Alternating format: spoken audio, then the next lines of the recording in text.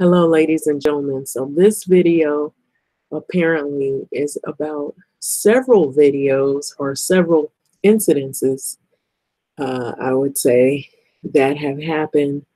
And let's begin with the title. I entitled this video, Donald Trump has emboldened some white people to be racist. And the reason I'm saying this is because for those of you that haven't, if you hadn't been paying attention, there have been a lot of different incidences where white people have been calling the police on black people for nothing, just for any little reason that they feel that they need to call. They get on the phone and call the police. So you see, there actually are three different incidences. Gas station Gale, store manager, calls police on parents and children buying drinks. Then you have another incident where a black father speaks out about the golf cart Gale. And then you have woman calls police on black father at a youth soccer game. So I can read these articles and I'll just read one of them about the gas station Gale because there's so many incidences like this. And I feel that the reason why a lot of this is happening is because of who we have as president. Because these people feel emboldened to do what they're doing. They feel that this president represents what they're doing. And that's the reason why it is happening. I really just want to be honest to say that's where I think a lot of this is coming from. And he sort of has sown a seed in a lot of his rallies, his pep talks in his rallies, to basically be very mean-spirited against people who they feel or whom they feel are different than they are. And if you're not white, if you're not wealthy, if you're not from the same background as these individuals, they feel that you're beneath them and they're above you, superior, that you should bow down to who they are and put up with all of this racism. And I believe that's where all of this is coming from. It's because they feel emboldened because of the president, because a lot of his rallies, a lot of the things that he's been saying have been really derogatory, or they've been crude, or they've been mean-spirited, and it reflects a culture of people who do not want to get along. They don't see eye to eye with anyone else. They don't want to even be tolerant anymore. You know, tolerant is bad because there's tolerance and there's tolerant. And I want to explain that, because tolerant, you don't have to really like someone to be tolerant. And I believe that's what a lot of these people have been doing on the workplace, in schools, in institutions, jobs rather. They say you have to, in order to get along with people of different backgrounds, you have to learn tolerance. And so people have just been tolerating other individuals. They're not really exhibiting a tolerance where they're inclusive of people. When you hear comments like, I have black friends, or I'm not a racist, after somebody's done something and they know they've done something wrong and it's hard to prove it. You can't really prove it because they have a lot of friends that support them. A lot of times these white people, they're a CEO, or they're a boss, or they're a manager, or they have high-end jobs. And a lot of times they didn't get there from hard work. They got there from firing people, or from putting others down, or from somebody just gave them that job because of their skin color, because they're white. It's the privilege.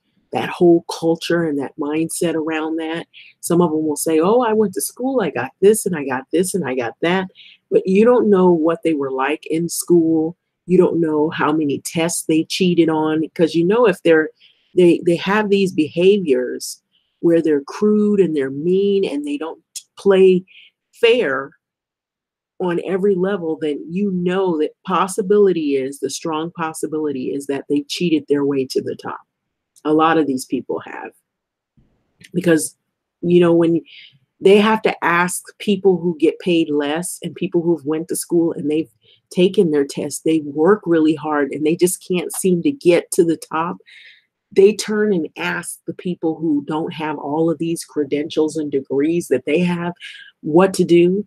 That's how you know they cheated their way to the top. Because when I've experienced this, when you know a lot of information about your job occupation and you have a lot of ideas and you share it with them, they take the credit for it. They have no ideas. They don't have the expertise or the level of training that you do. But because you're a person that's Black, they take all of your ideas, pull all of your resources, all of your know-how, all the stuff that you've learned or all the stuff that you know that you're creative with, and they pull all of that and they put their name on it, their stamp on it, to say that they created that or they did that or that was their idea when it was in fact some Black person's idea. And so I've seen this happen in jobs, and you may have some education or you may have a degree or two, but you don't have a PhD, or you don't have all of these credentials and XXX behind your name, all these other things that they claim that they have or they have. And somehow you're wondering, well, if they have all this expertise and they have all this stuff and all these credentials and all these things behind their name, how come is it that they're always asking me for ideas? That's because wherever they got it, it was so long ago. That was one reason. And the other reason is they probably didn't play fair.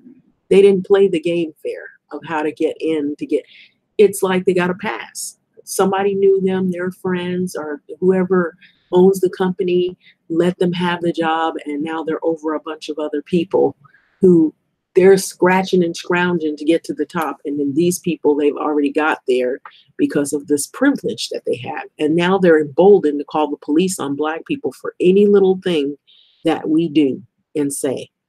And so this article right here is out of US Yahoo Lifestyle.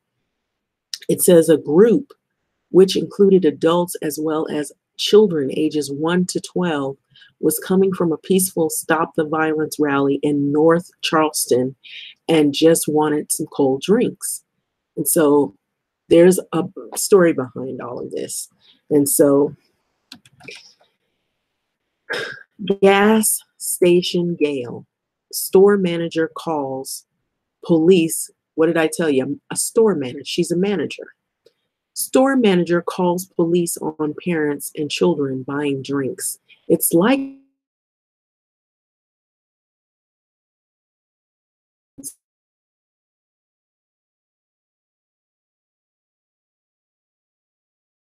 they use that to abuse others with as well.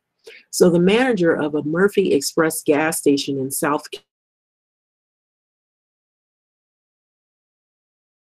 had stopped in to purchase drinks. So a white woman who called 911 on the group of Black adults and children buying beverages in a gas station has been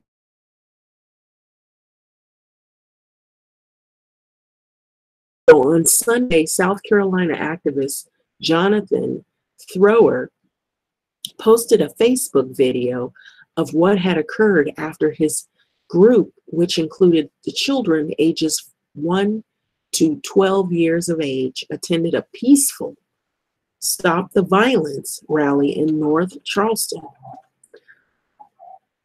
White woman calls 911 on us during our Stop the Violence walk in North Charleston, wrote Thrower on Facebook with the account Shakim Aket.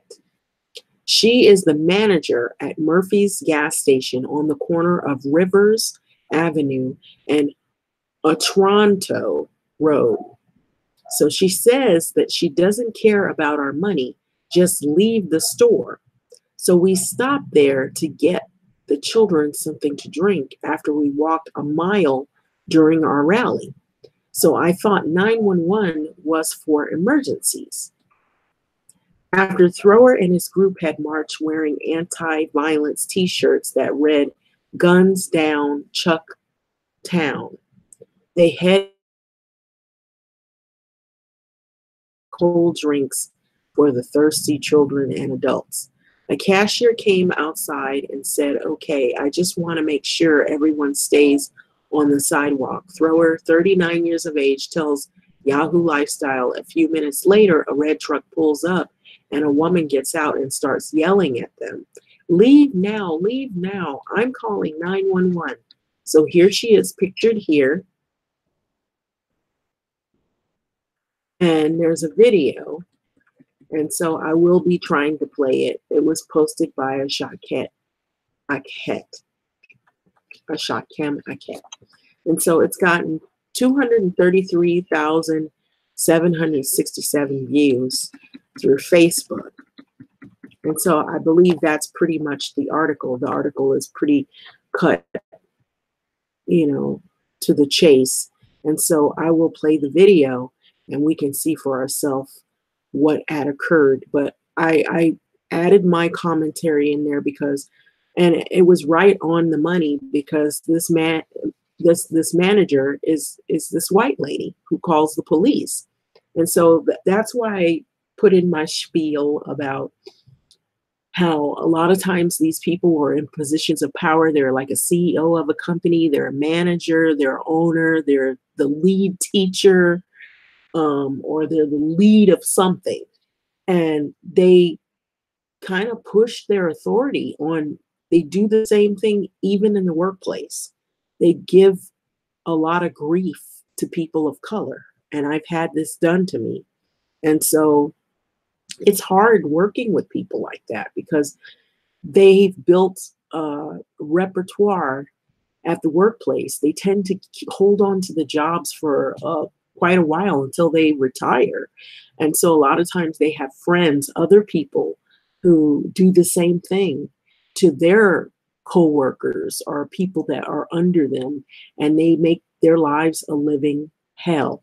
Trust me, it is difficult to work with people like Gas Station Gail and Apartment Patty and all of these other individuals, excuse me. And so I'm going to play the video and then we're going to shift over to some of the other articles.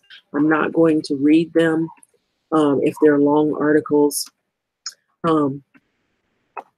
So I'm going to try to go back and see if I can go into it. So I don't know if it'll allow me to do it because, I guess the video's been shared several times, by other people. They probably have seen the video. There may be a commercial, maybe not, maybe so.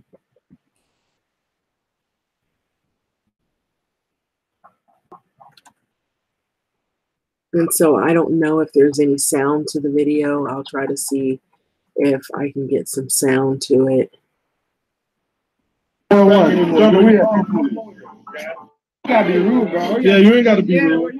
Listen, don't worry. Listen, don't say. They already said what they had to say. Yeah. You ain't gotta be. Look at that. Calling 911. Look at that. Calling 911. Stop the violence. They're calling 911. Look at that. Calling 911. Hey. Okay. There you go. Calling 911. There you go. Call. No, we all leaving. Look at that. See, now look at that. Look at that. Calling the police. No, I ain't gotta turn my camera off. Nope. Look at that. She's calling the police. She's calling the police.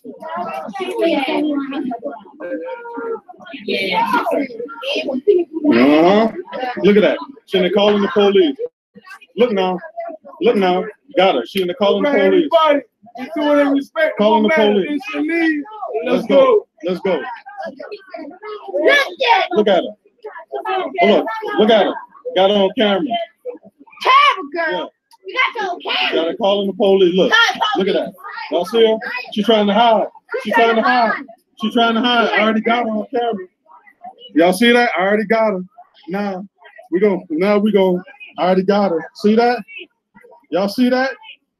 Y'all see that? Y'all see that? We're having to stop the violence. She gone in there and called the police. Look at that. Hold on. Let me get one more look at her. Look at that. She calling the police. Look at her. Right. Look at that. She called the police on her. I don't think it's her business. It ain't. But she done called 911 on us. All right. She done called 911 on us. But that's all good. But you see how they go? See how they go? We out here talking about stop the violence. This lady walked up here. Lady walked up and called 911 on us. So you know how that goes. You gotta make this go viral. I tell you, man, these people crazy, man. Peace. Yup. They call the police on her. Yep. They're gonna call the police on her. We out. They're gonna call 911. They're gonna call 911 on us. Yeah, she called 911. Called 911 on her. Yep. Yep. Now look at us now. We out here we talking about stop the violence. Yeah, we talking about stop the violence. She called 911 on us. What's up? All right, y'all. Ain't nothing. We going back. Ain't nothing to it. Ain't nothing to it. That's what they do. All right. Peace and love, everybody. Peace and love. And so again, I just wanted to say that this right here is been happening all over. This is happening not only in the South, it's happening here even in the cities where people are feeling that they're bold and they've been emboldened or allowed now to exercise this privilege that they have to go ahead and be bullies. And so it almost feels like it's going back into the 60s, the 50s and 60s, where they don't want you to come into the store. They don't want you to come into, areas where places they, go to like frequent.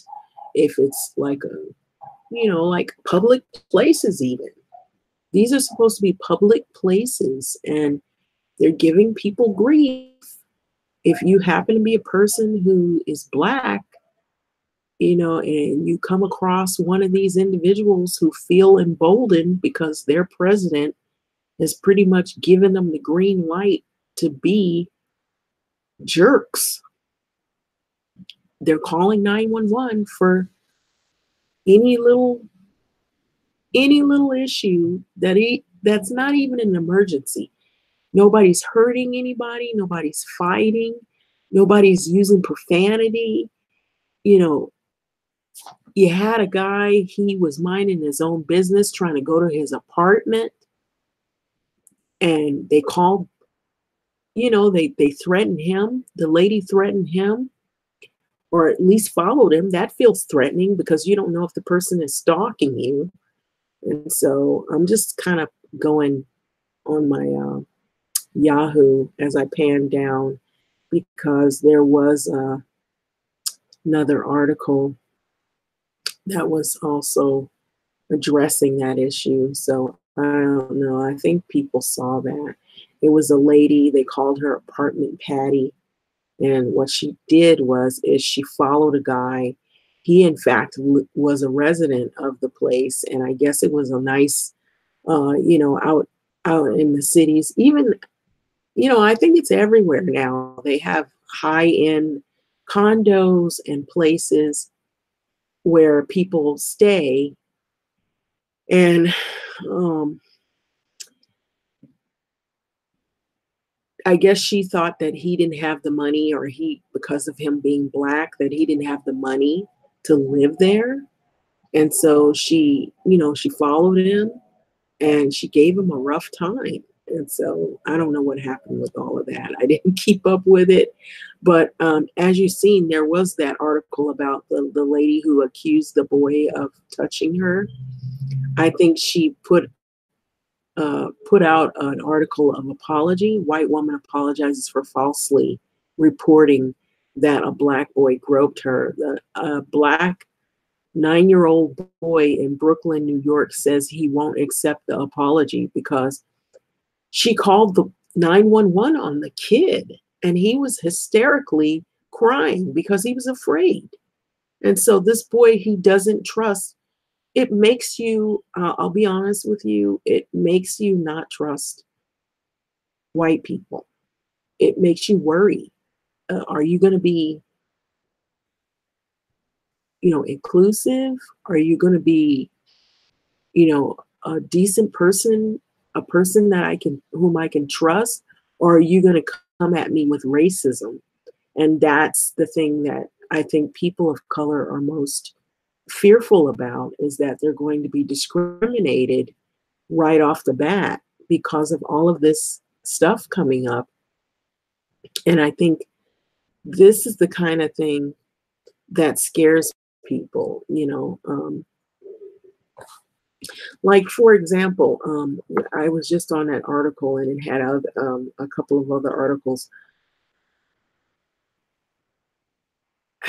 Let me see, I was looking here.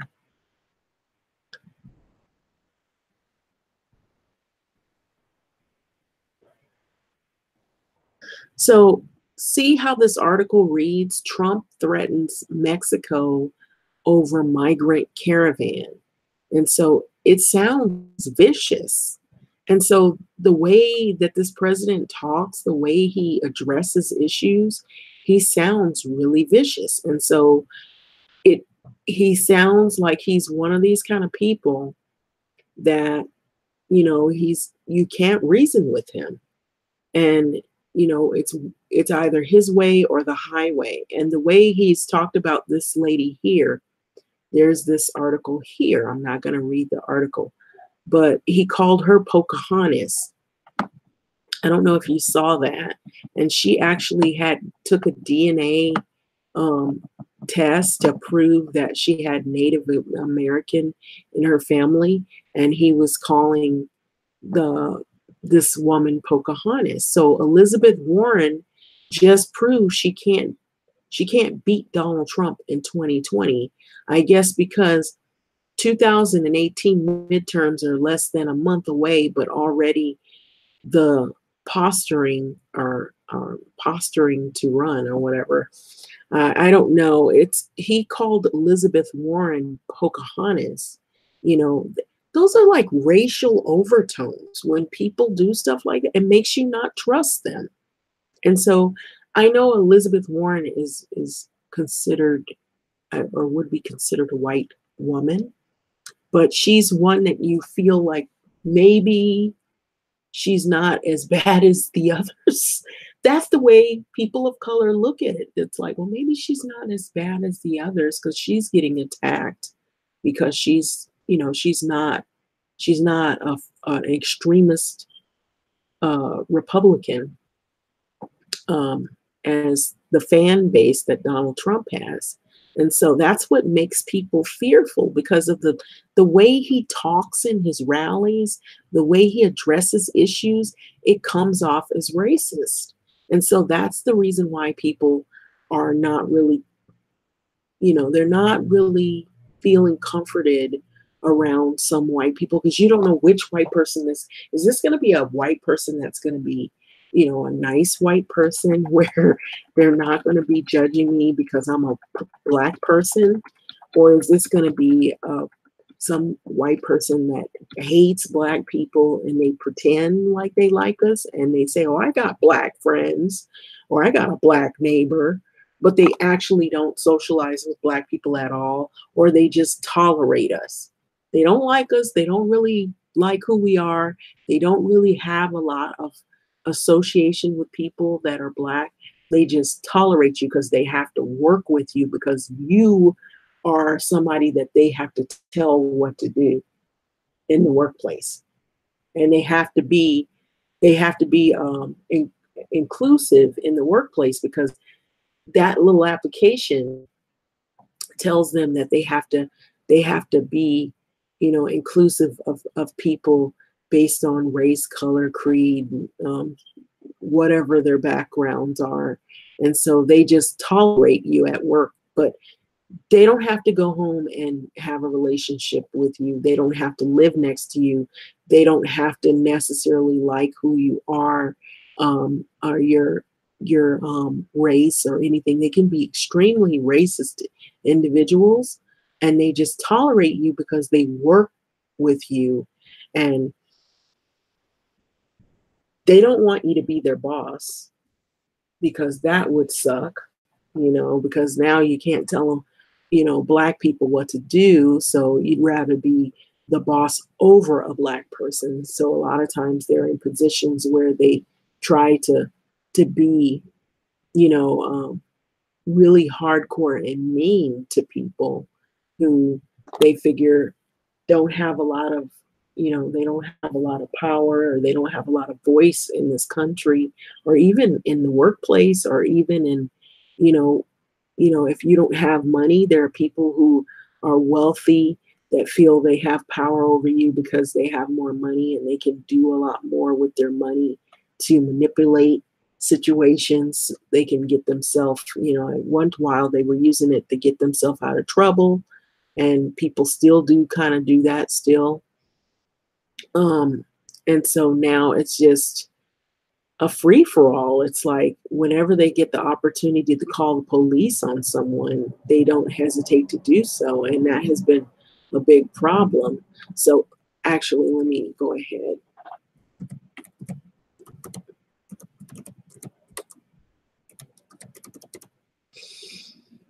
Okay, so I saw something earlier today about this apartment Patty. Woman who blocked neighbor from building speaks out. Apartment Patty defends herself after blocking Black man from entering the condo. Hillary Brooke Muller, apartment Patty, has a Black husband. That's what she claims. And so that doesn't make her a nice person just because she's married to somebody that's Black. That doesn't make her a nice person.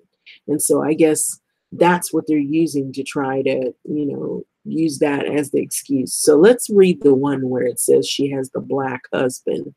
Okay, so it says Michael something. What is his name? Michael Harrot. Okay, so the Root was conducting our ongoing scientific research into how 911 became the technical support number for whiteness. Our forensic investigation team, led by recent North Wakanda Higher Institute of Technology and Education, no white PhD graduate, Dr. Shuri T. Keisha Harriet, uncovered some disturbing information about one of the recent standouts on the white woman all-star team of police calling. Apartment Patty is married to a Black man. Well, kind of, they said. Okay, so there's a lot of ads on this. Hillary Brooke Muller, no relation to Robert, we think, became the latest internet celebrity to gain fame by summoning the White People's Justice League, which is the police, of course, also known as the police, after she tried to play Wonder Woman and block supervillain D. Arion Toles from entering his St. Louis apartment, which they call Dungeon of Evil. So whoever did this, I guess they were being funny and sarcastic to bring it some humor. But do we need to say that she is white? According to our research, the entire universe, there are only 3 names whiter than Hillary Brooke: Taylor Swift, Tiffany Amber Thiessen, Elizabeth dances with Senate Elizabeth Warren, but she's 112th, 102, 303 Seminole. She didn't. Seminole Indian, I guess, because she had to prove her native stance. So after Hillary and the human doorstop was fired on her day off, on her day off, fired on her day off, and went on a media tour to explain that she couldn't possibly be racist because she's married to a black man. Her estranged husband, Brandon Mueller, no relation to Robert, we think, took to Facebook to either shoot a campaign video for his run for assistant vice comptroller, or to explain why he doesn't have anything to do with his not yet ex-wife. So I want to take the time to express my deep disappointment in the incident that took place in Mr. Tola's home. Mueller began, surrounded by a background that highlighted his racial ambiguity. He continued, so the individual in the video and I have been separated for over a year, and I myself no longer reside at the Elder Shifts Lofts building.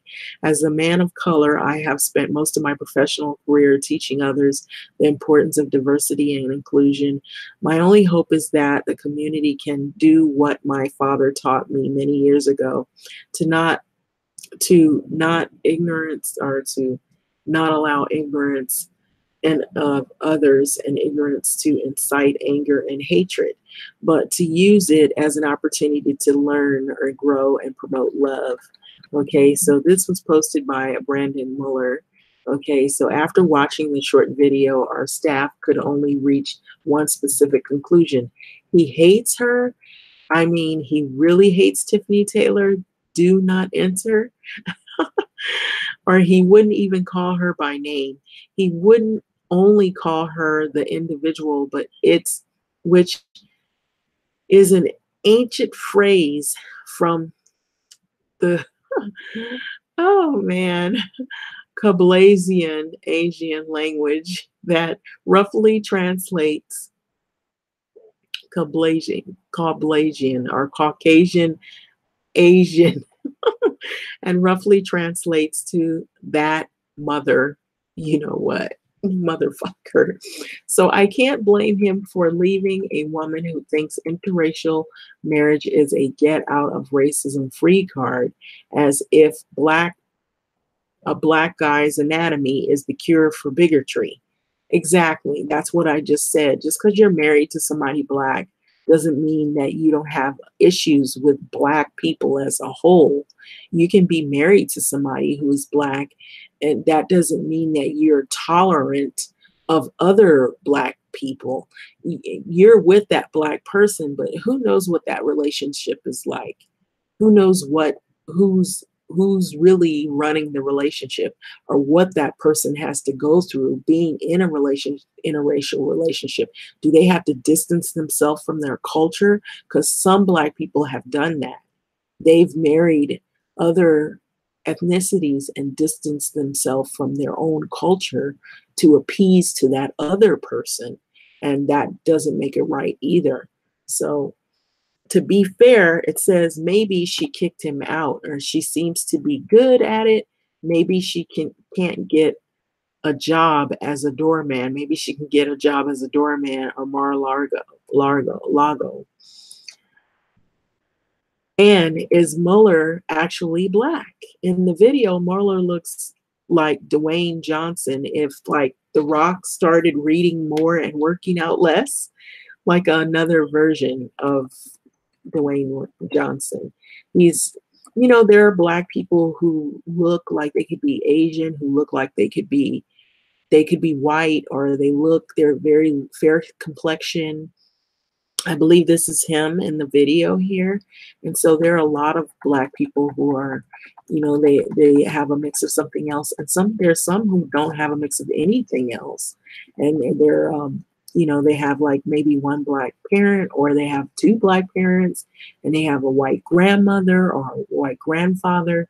There are people like that. And so sometimes they appear to white people to be Hispanic, or they appear to be white, but they actually have black parents, or they have black grandparents, or somebody is white or something like that. And they tend to take the phenotypically the hue or the skin color of the the parent or grandparent that is white. Sometimes that happens, sometimes it doesn't.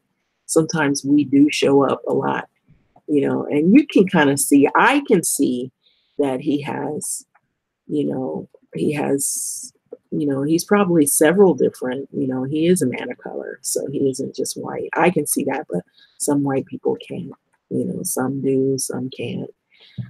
Most of the time they can't.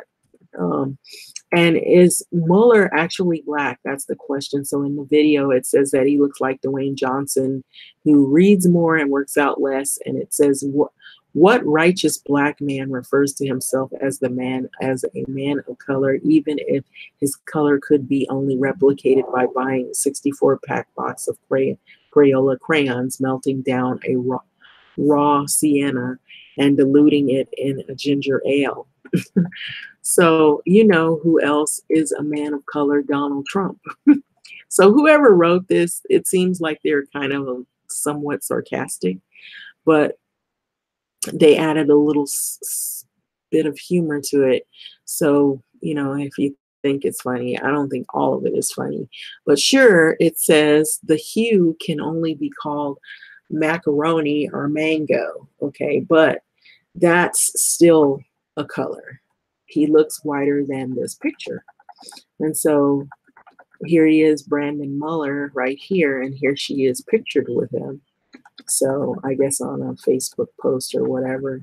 And then you have all the other people who have called the police on black people as well. So this is out of the root.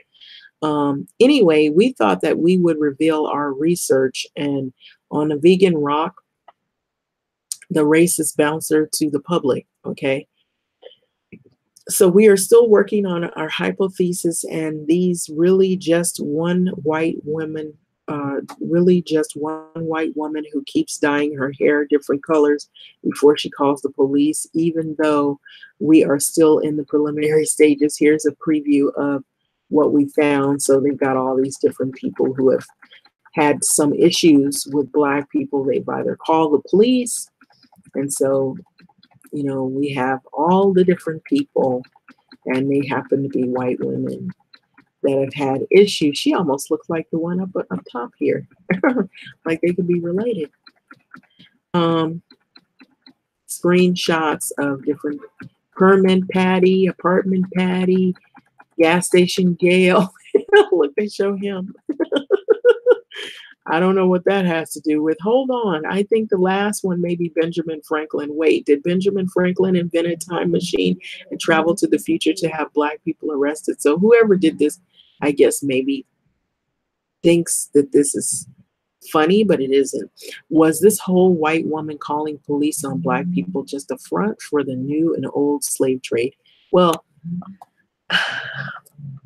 they might be saying it sarcastically to prove a point, saying that the way I look at it is they're adding a little bit of humor to it, but they're showing you that not much has changed really from what has happened in the past. Is still going on. So anyway, anywho, let me try to play this video, see what happens. I guess he's explaining himself.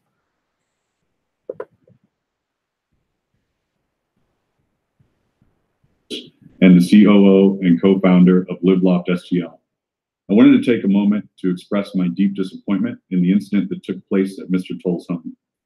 The individual in the video and I have been separated for over a year, and I myself no longer reside at the Elder Shirtloff building. As a man of color, I've spent most of my professional career teaching others the importance of diversity and inclusion. My only hope is that we as a community can use this as an opportunity to do what my late father taught me many years ago, to not allow others' ignorance to incite anger and hatred, but to use it as an opportunity to learn, grow, and promote love. Thank you. Okay, so that was the video that he left about how he felt about the incident. And so it's just unfortunate that these things have been happening. They've been happening, it seems like, a lot often. And so I thought it was important to bring this out. So I guess Michael Harriot, he did this, and I don't think he did it in a way to try to be mean. I think he did it, he used a little bit of humor and sarcasm because what he was saying, I believe what I get from this article is he's saying not much has changed. So, you know, if you pan down, you see all the different white women who have called the police on random Black people. You have the faces, or they've hit, and then he shows a picture of this President Benjamin Franklin. So I guess because, you know, racism was very prevalent and, you know, way long ago, and it just seems like not much has changed. And I don't know if you remember this woman where she actually hit, the woman yells "get out" to a Black teen, and she actually hit the teenager and told him he couldn't swim in the pool. And so, you know, a lot of things have been happening like all over. I guess this is the woman, they call her Barbecue Becky. She didn't want Black people to barbecue. Pool Paula, and this was Apartment Patty, whom her husband of color rather explained his version of that. He's not involved with her anymore. This is Permit Patty, who, you know, felt like a little Black girl who was selling water needed a permit. I believe, if that's what I recall happened. A woman at a center of controversy opens up. And so I think, and then he's got this funny thing down here. But anyway, it's happening a lot. It's happening like all over in different places, different cities, different, it's just really sad. And it just doesn't seem to get any better. And these people feel, I believe, emboldened to do what they've been doing. And I believe a lot of it has to do with who is president. He's made people feel like they, you know, here it is, white woman calls cop on Black, you know, children, and, you know, the children were trying to get a drink. We saw that. And so it's just crazy. It's all over. White student called a Black student the N-word, and it's just, you know, you see a lot of these incidences and they're happening rather close together. And so I feel like a lot of it has to do with our president. I really do. I feel like he's really made people emboldened that we can, you know, be horrible and mean and rotten to people of color, people who are poor. You know, we can price out poor people out of the neighborhoods. And, you know, segregate. They pretty much are segregating people of color and families, people lower income, or who don't make as much money. So you have to move. You feel uncomfortable where you work. You feel like you got to walk on eggshells. You can't talk to anybody. You can't trust anybody. You know, where you live, you know, you got to live around people who are more look like you, because then, you know, you're not being judged by skin color. It's different. And so this has been happening everywhere. And so I really do believe that Donald Trump, you have a lot to do with all of this. What you've been saying, all your rallies, all the hate that has been coming out of your mouth has caused all of this. And that is the reason why people feel the need to be cruel and abusive to others who don't happen to be white. And so I believe that's where all of this is coming from. Now, it could be other reasons. Also, people may add their, you know, 2 cents in on this. Some may say, well, these people already were racist. They were like this before Donald Trump. That may be true about that. However, you didn't see this display, this much just being displayed as you do now with the acts of what they're doing. You didn't really see this happening to where they're so emboldened to do these brazen acts of calling the police or hitting people's kids or hurting individuals or making assumptions, you know, shotgun decisions to fire people based on, you know, lies and it turns out the person didn't do anything, or, you know, just making up stories just to make people feel uncomfortable. You know, if a person tries to go and get a reference from these individuals, do you think that they are going to be honest? Heck no. And so now you got to call all of your employers or all of the people that you know and let them know, oh, I used the wrong person because they don't like Black people. I wonder, do they have a box that you can check for that? I have no references because the people I work with don't like people of color. They like to bully you and make you do a lot of stuff, or they like to mistreat you, or they don't trust that you can actually make it in life and actually own a condo or a house or become a homeowner or live in a high-end neighborhood. They don't believe that's your car, or they don't believe that you went to college and you have a degree. They have to question everything people who are Black do, you know. And so these are the kind of individuals that are coming out of the woodworks all over the place. This time, the only thing different about them is, see, they might have been like this already. They didn't feel emboldened. They didn't have a reason to feel that. But now they do. Thanks to Donald Trump, that's the reason why people feel the need to be brazen and emboldened to enact their racist behaviors, their mindset, their thought, their beliefs onto people who are unsuspecting, thinking that, oh, we've moved on. We had a Black president. You know, things have changed. That was years ago. No, it isn't. These are the children of people who watched Bill O'Reilly faithfully, who grew up on, you know, David Duke's sermons. These are the children of people who talked about Blacks as not being human. And so some of these individuals are still walking around and they have this in their head that they can just be abusive. And if they are in a position of power, they exercise it by lying on you, by getting you fired, or trying to find some little dumb excuse to make up stories on you, or they don't want you living around them, or they try to, you know, do little things to make your life a living hell. And so we have Donald Trump and all of his minions that are out there on the prowl. And all they're doing 24/7 is looking for Black people to make their lives a living hell, like it as if it isn't already. So that's my conclusion with this. And so pretty much, I don't know, you can step in and say what you want. I've had people that, you know, one person had left a message. Well, why do you got to make it about race? Well, why do you guys got to call the police on Black people? That's why it's about race. Because if you weren't calling the police on Black people, we wouldn't have to talk about race, would we? All right. That concludes my video. Thanks for listening.